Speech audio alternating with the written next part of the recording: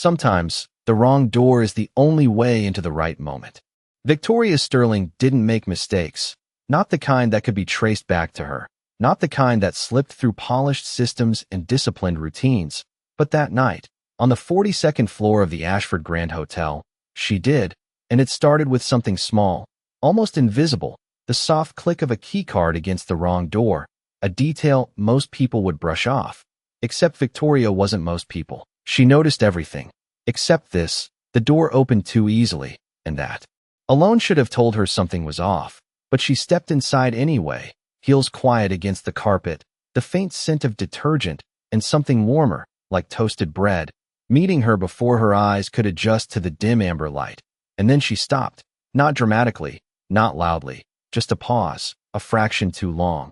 Because the room wasn't empty, it wasn't sterile like the executive suite she had reserved, it was lived in. Gently, intentionally, a small pair of sneakers by the couch, a backpack unzipped with crayons spilling halfway out, and near the window, a man stood, tall, still, his presence grounded in a way that didn't match the luxury around him.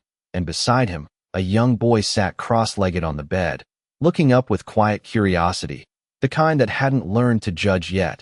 Victoria's grip tightened slightly around her phone, her posture straightened out of instinct. Control trying to reclaim what confusion had taken.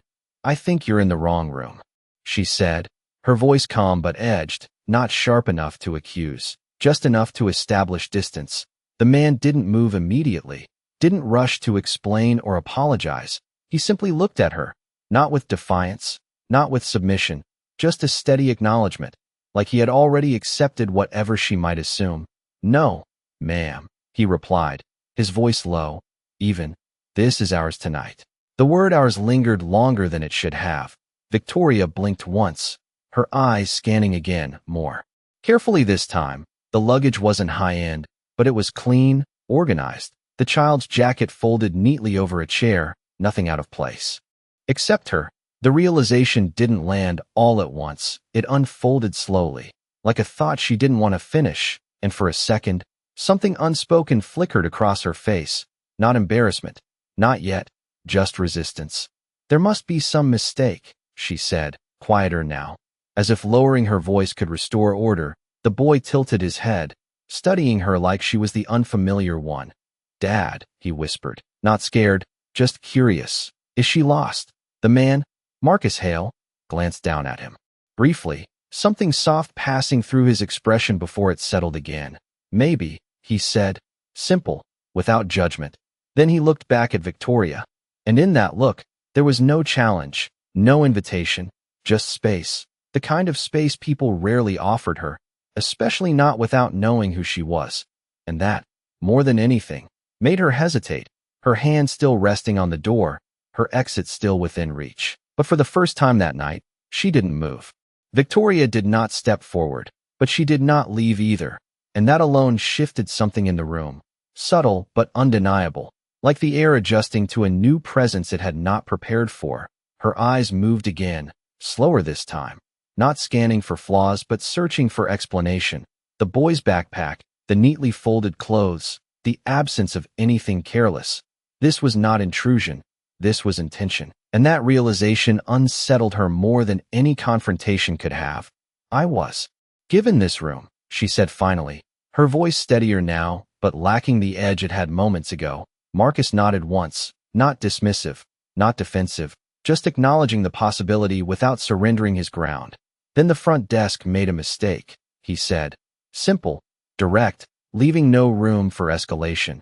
The boy shifted on the bed, pulling his knees closer to his chest, watching the exchange like it was something important but not dangerous. "Are you going to stay?" he asked, his voice small but clear. Victoria blinked, caught off guard. The question was not meant to challenge her.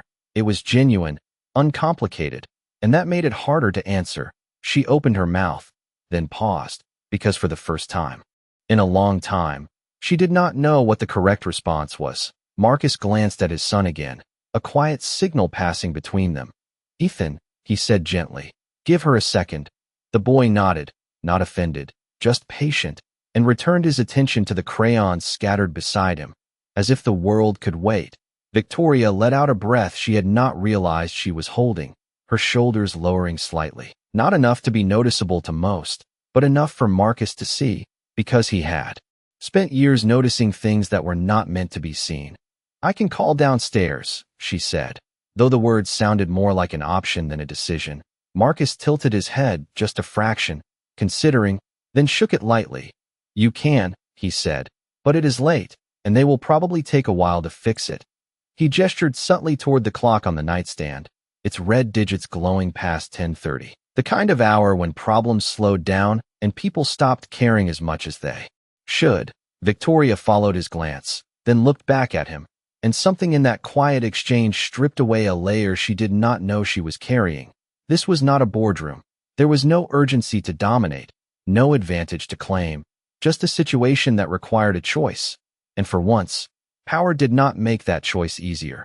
Marcus stepped slightly to the side, not as an invitation, not as a command, just creating space. "You can sit," he said, his tone unchanged, "just for a minute, until you figure it out." The offer landed gently, without expectation, without condition, and that was what made it unfamiliar. Victoria hesitated, her hand finally leaving the door handle, not fully committing, but no longer ready to retreat. She stepped inside just enough for the door to close behind her with a soft click, the sound quieter than it should have been, like the room itself was choosing not to make a scene. She remained standing at first, her posture still composed, but her presence no longer rigid. Ethan looked up again, offering a small, almost shy smile. "We were watching cartoons," he said, as if sharing something important. Marcus did not interrupt, did not guide the moment. He simply existed within it, steady, unshaken, and Victoria, for reasons she could not explain yet, felt something shift, not in the room, but in the way she was standing inside it. Victoria remained standing for a moment longer, as if sitting would mean accepting something she had not yet defined. But the room did not pressure her. It did not demand a decision. It simply existed around her, warm and steady, and that was unfamiliar in a way that unsettled her more than any confrontation ever had. She finally moved toward the edge of the armchair near the window, lowering herself carefully, not fully relaxed, but no longer guarded in the same sharp way, her phone still in her hand, though she had stopped looking at it. The screen dimmed, forgotten. Ethan shifted closer to the foot of the bed, his attention returning to his crayons, drawing slow, uneven lines on a piece of paper that had already been used once before. Marcus walked toward the small counter, unscrewing the cap of a plastic water bottle, then paused briefly, glancing back at Victoria, not asking, not assuming, just acknowledging her presence again. "Do you want one?" he said, holding the bottle slightly higher. The offer simple, without weight. Victoria hesitated, then nodded once. "Yes, thank you." The words felt different coming out of her, softer, less practiced. He handed her the bottle without stepping too close, placing it within reach rather than directly into her hand. A small detail, but one that carried an awareness she was not used to receiving. She took it, her fingers brushing briefly against the cool surface, grounding in a way she had not expected. "You are here with your son?" she asked after a moment, her voice quieter now, more curious than controlled. Marcus leaned lightly against the counter, arms relaxed. "Yes, just for the night," he said. He had a long week at school. Ethan looked up at that, a small grin forming. "I got an A in science," he added, not bragging, just stating a fact he was proud of. Victoria glanced toward him, the corner of her expression softening before she could stop it. "That is impressive," she said, and meant it more than she intended to. Ethan nodded, satisfied, and returned to his drawing. Marcus watched the exchange without interrupting, something steady in his gaze, not protective in a tense way, but present, like he was always measuring the space around his son without making it obvious. Victoria twisted the cap off the bottle slowly, the sound quiet in the room. "I did not realize the hotel made these kinds of mistakes," she said, more to herself than to him. Marcus gave a small shrug. "They are still people," he replied. "People get things wrong sometimes." The simplicity of it lingered, and for a second, Victoria had no response, because in her world, mistakes were analyzed, corrected, prevented, controlled. They were not simply allowed to exist without consequence. She took a small sip of water, her eyes drifting toward the window, the city lights stretching out in quiet patterns below, thousands of decisions happening at once. None of them hers to manage in this moment, and that absence of control did not feel as threatening as it should have. Ethan held up his drawing suddenly, turning it toward her. "This is a rocket," he said, the lines uneven, the colors outside the edges, but the intention clear. Victoria leaned slightly forward, studying it, not out of obligation, but because something about the way he showed it invited her to look.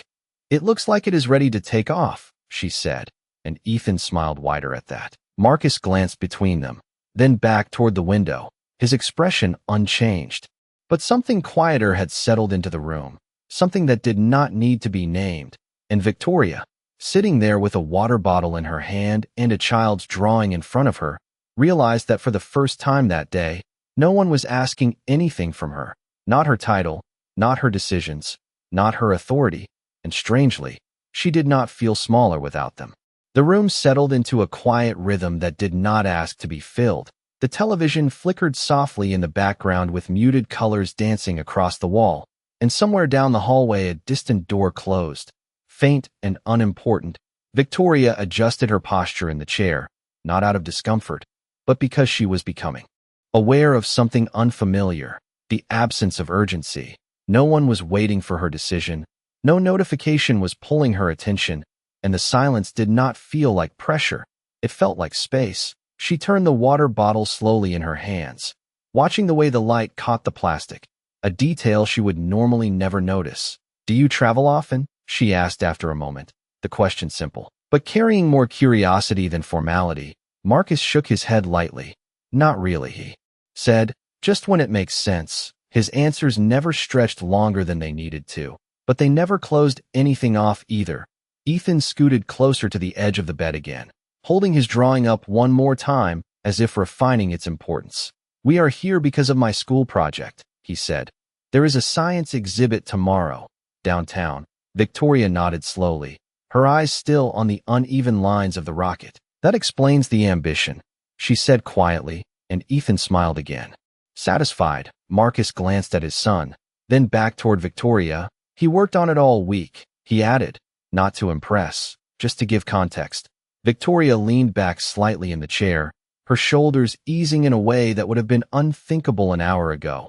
"I used to enjoy science when I was younger," she said, almost absent-mindedly, the admission slipping out before she could measure it. Marcus raised an eyebrow just slightly, not in surprise, just acknowledging the shift in tone. "Used to?"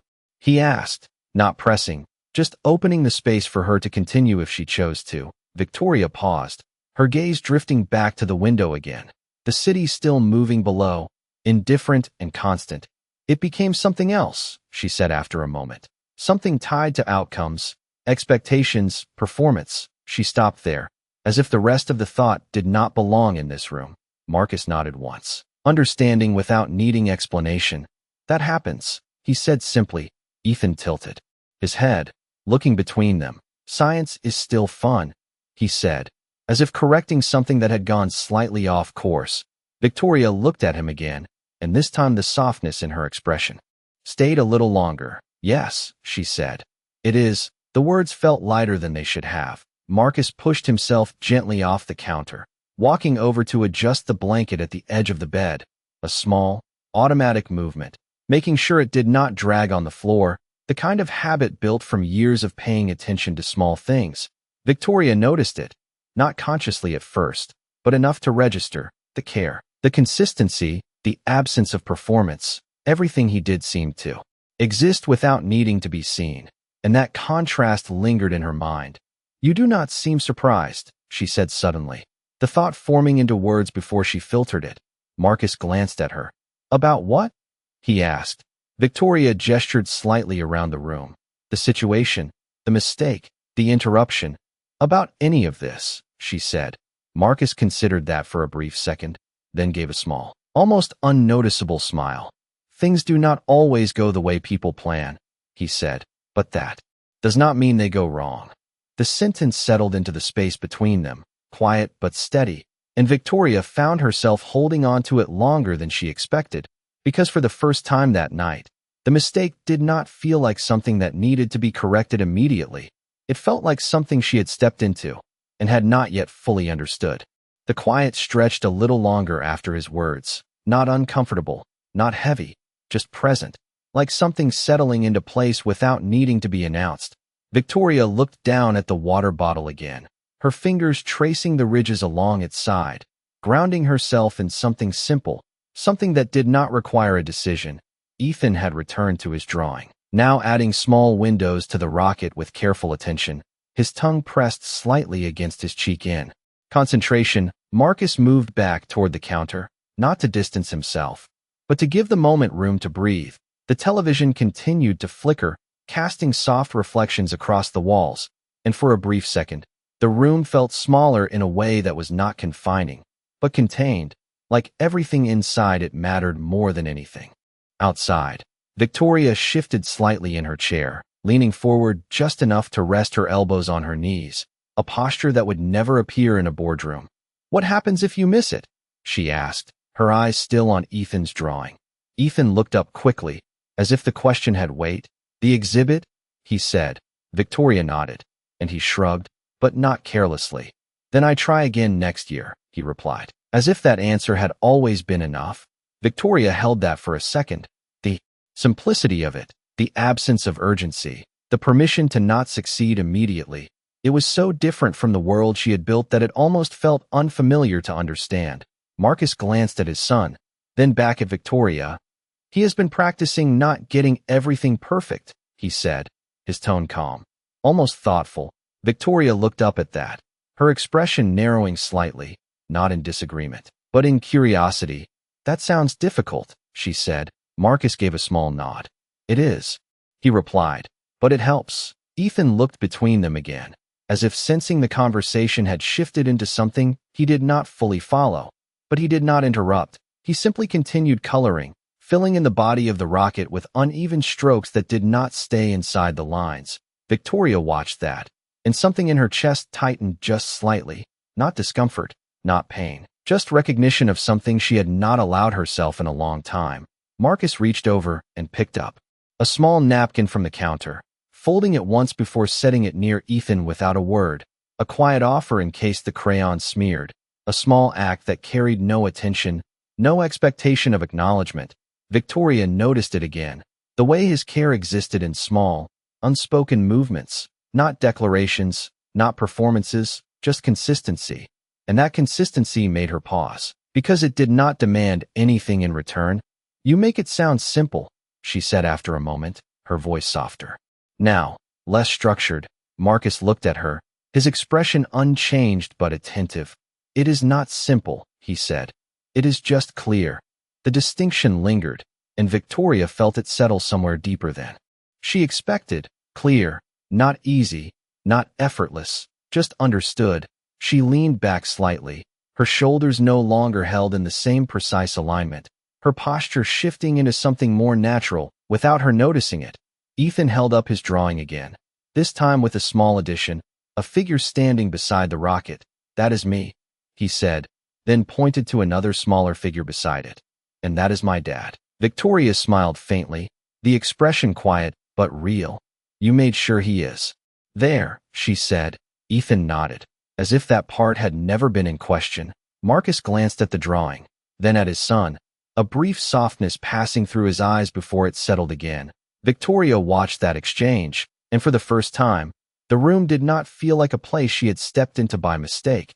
It felt like a moment she had not planned for, but had somehow needed to see.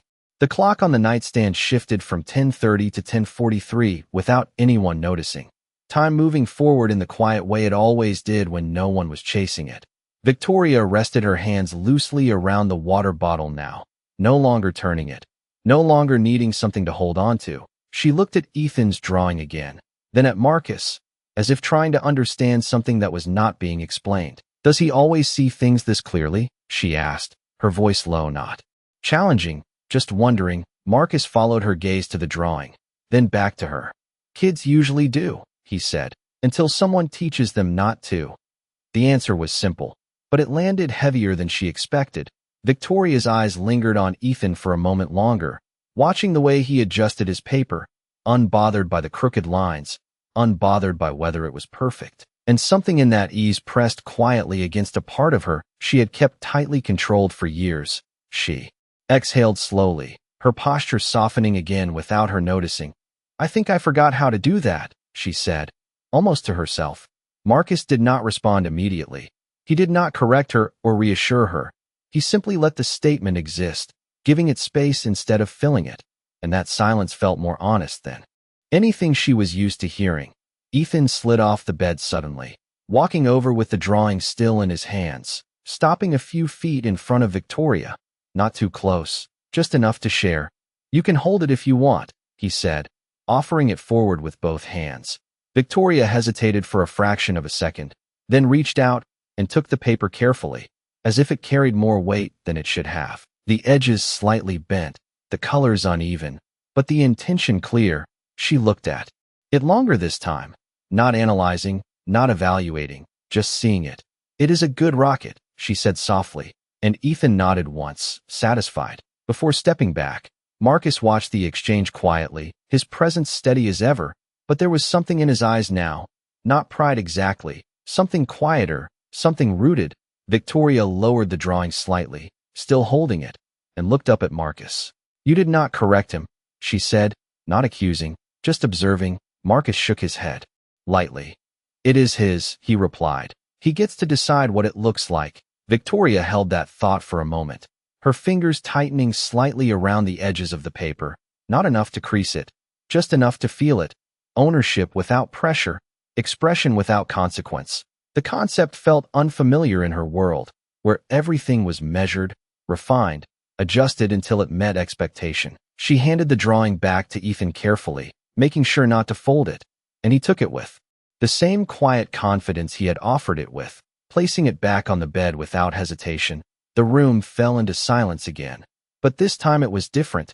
It was not the silence of uncertainty. It was the silence of something settling. Victoria leaned back into the chair, her gaze drifting once more toward the window. The city still glowing below, unchanged, but she felt slightly removed from it now, as if the distance between her and everything she controlled had grown just enough to see it differently. "I should probably call downstairs," she said after a while. The words slower, less urgent than before. Marcus nodded once, not pushing, not stopping her, just acknowledging the next step, but neither of them moved right away.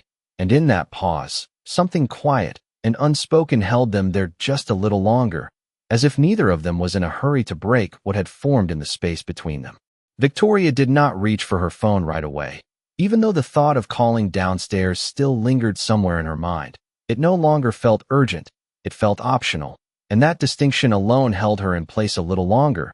She shifted slightly in the chair, her posture now completely unguarded, one arm resting along the side, the other loosely holding the water bottle without thinking about it. Ethan had climbed back onto the bed, carefully placing his drawing near the pillow as if it belonged there, then pulling the blanket halfway over his legs, his movements slower now, the energy of the evening beginning to settle into something quieter. Marcus noticed it without turning his head fully.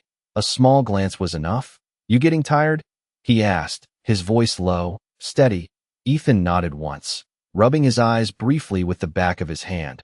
"A little," he admitted, then looked toward Victoria again, not uncertain, just aware she was still part of the room. "Are you staying?"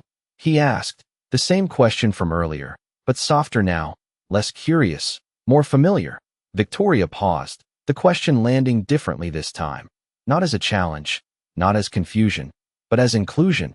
She let out a small breath, her eyes moving from Ethan to Marcus, then briefly to the closed door behind her, and for the first time, the door did not feel like an exit. It felt like something she had already stepped past. "Just for a moment," she said quietly, and Ethan nodded as if that was enough. Turning his attention back to adjusting his blanket, Marcus reached over and dimmed the lamp beside the bed slightly, not darkening the room completely, just softening the light, the kind of adjustment that made everything slower, more intentional. Victoria watched that too, the way he moved through the space without disrupting it, each action small, precise, and unannounced. She set the water bottle down on the small table beside her, her hands now resting freely. Nothing left to hold on to. The television continued to play silently, the colors shifting across the wall in muted patterns, and the room settled again, deeper this time, quieter. "You do this often?" she asked after a moment, her voice almost blending into the background. Marcus glanced at her briefly. "Do what?" he said. Victoria gestured lightly around them. The room, the calm, the way everything seemed to move without tension. "This," she said, not fully defining it. Marcus considered the question for a second, then gave a small shake of his head. "No," he said, "but I try not to make things harder than they need to be." The answer was simple, but it stayed with her, not because it was profound, but because it was clear, and clarity was something she had not allowed herself in a long time. Ethan shifted again, settling fully under the blanket now, his eyes half closed, but still listening, still present. "Dad," he murmured softly, "can we leave the light like this?" Marcus looked over, then nodded once. "Yeah," he said, "this is good." His voice steady, reassuring without needing to add anything else. Victoria leaned her head back slightly against the chair, her gaze drifting once more toward the window. But this time, she did not focus on the city below. She focused on the reflection in the glass, the faint outline of herself sitting in a room she had not planned to enter, surrounded by a calm she had not built. And for the first time in a long time, she did not feel the need to adjust it, to correct it, or to own it. She simply allowed it to be, and in that stillness, something quiet shifted inside her, not dramatic, not immediate, just enough to be noticed if she chose to pay attention, and for once, she did. The room had grown quieter in a way that felt almost deliberate, as if even the small sounds had chosen to soften themselves. The hum of the air conditioning low and steady, the television now nothing more than shifting light across the wall, and Ethan's breathing, slow and even, filling the space between those subtle rhythms. Victoria noticed it before she looked directly, the change in tempo, the way his small movements had stilled completely. Marcus stepped closer to the bed without urgency, pulling the blanket up just slightly over Ethan's shoulder, his hand lingering there for half a second longer than necessary, not to adjust anything, just to make sure. Then he stepped back again, the motion quiet, practiced, something he had done 1,000 times without thinking about it. Victoria watched from the chair, her gaze softer now, not analyzing, not measuring, just observing, and for a moment, she did not feel like an outsider in the room. She felt like someone witnessing something that did not need her approval. Marcus glanced toward her briefly, as if checking whether she was still comfortable in the space, not in a protective way, just aware. "He falls asleep fast when he is tired," he said quietly, his voice matching the stillness. Victoria nodded once, her eyes still on the child. "He seems at peace," she replied, the words chosen carefully, not because she needed them to sound right, but because she was trying to understand what she was seeing. Marcus gave a small nod. "He feels safe," he said, simple, without emphasis, and that word lingered longer than anything else in the room. Safe. Victoria leaned back slightly in the chair again, her hands now resting loosely in her lap, her phone still untouched beside her, forgotten in a way that would have been impossible earlier that evening. She looked down at it briefly, then away, as if it no longer held the same pull.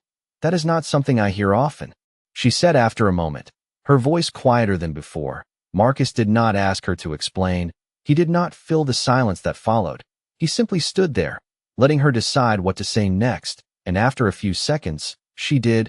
"People usually talk about control, about results, about outcomes," she continued, her gaze drifting toward the window again. "Not safety." Marcus nodded once, understanding the difference without needing her to define it further. "Control is loud," he said. "Safety is quiet." The words settled into the space between them, not as a lesson, not as advice, just a truth spoken without weight. Victoria held on to that for a moment, turning it over in her mind the same way she had turned the water bottle earlier. But this time, it was not something she could simply set down. It stayed, deeper, more persistent. She shifted slightly in her seat, her posture now completely at ease, something she had not planned, something she had not even noticed until it was already there. Marcus walked toward the small table, picking up the empty wrapper from earlier, folding it neatly before setting it aside. Another small action, another quiet order placed into the room without announcement. Victoria noticed that too. the consistency, the intention, the absence of excess. Everything about him seemed to exist without trying to prove itself, and that contrast stayed with her, because it was the opposite of everything she had been taught to be. She looked at him again, this time more directly. "You make it look easy," she said, not as a compliment, not as a critique, just an observation. Marcus paused for a second, then shook his head lightly. "It is not easy," he replied. "It is just honest." The word landed with the same quiet certainty as the others, and Victoria felt it settle somewhere she could not ignore. Honest, not perfect, not controlled, just real. She glanced back at Ethan, now fully asleep, his small hand resting near the edge of the blanket, his drawing still visible beside him, and for a moment, the entire room felt like something she had stepped into by accident, but was beginning to understand was not accidental at all. It was something she had not known she was missing, something she had not made space for, and now that she was here, she was not ready to leave just yet.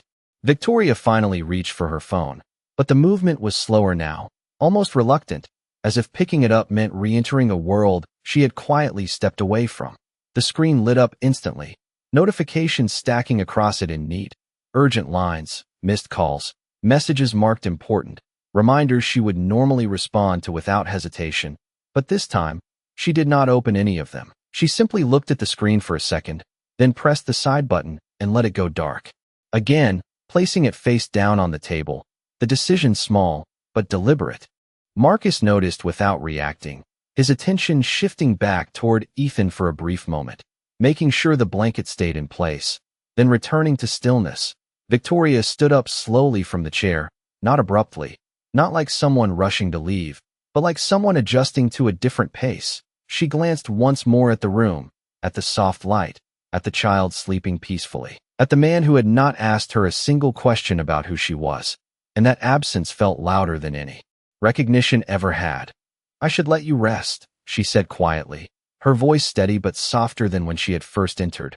Marcus nodded once, not stepping forward, not walking her to the door, just acknowledging the moment as it was. "Good night," he replied, simple, without formality. Victoria moved toward the door, her steps measured, her hand resting on the handle for a second longer than necessary. And then she paused, not because she had forgotten something, but because something in her had not fully settled yet.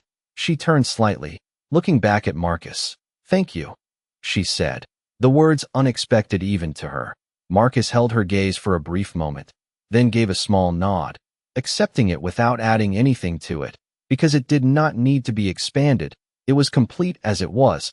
Victoria opened the door and stepped out into the hallway. The quiet of the room replaced instantly by the polished stillness of the hotel corridor, everything sharper, colder, more structured. The door closed softly behind her, and for a second, she stood there, not moving, as if adjusting to the contrast. The carpet beneath her feet felt different now, the air cooler, the silence less personal. She glanced down the hallway, then back at the door, just for a moment, before finally walking away, her heels quieter than before, her pace slower. The elevator ride down felt longer than usual, the mirrored walls reflecting a version of herself that looked the same, but did not feel the same. When the doors opened to the lobby, the night staff moved with quiet efficiency, greeting her with the same practiced respect, but she barely noticed, her mind still holding onto something from that room upstairs, something that did not fit neatly into the system she understood. Outside, the city air was cool, the sound of distant traffic steady and indifferent. Her car waited at the curb, the driver stepping forward as soon as he saw her, opening the door with precise timing. She paused before getting in, her hand resting lightly on the top of the car door, her gaze drifting upward toward the building, toward a window she could no longer identify. And for the first time in a long time, she realized something had shifted, not in her position, not in her responsibilities, but in the way she saw them. She lowered herself into the car slowly, the door closing with a soft, controlled sound, the engine starting without a word. And as the car pulled away from the curb, Victoria leaned back against the seat, her eyes closing for just a second, not out of exhaustion, but out of recognition. Because somewhere between a mistake and a moment she had not planned for, she had been reminded of something simple, something she had not made space for in years. And as the city lights passed by outside her window, she understood, quietly, without needing to say it out loud, that not everything valuable announces itself.